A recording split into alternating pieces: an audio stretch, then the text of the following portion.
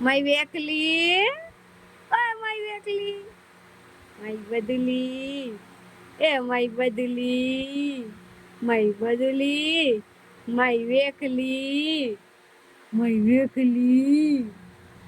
શું કરતો તો નાનું? શું થયું તું મારી દીકરીને? શું થયું તું?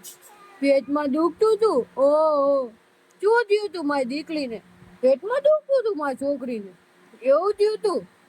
કોને કહ્યું તું મારી વેકલીને? કોને કહ્યું તું મારી દીકરીને? પેટમાં દુખતું તું મારી છોકરીને?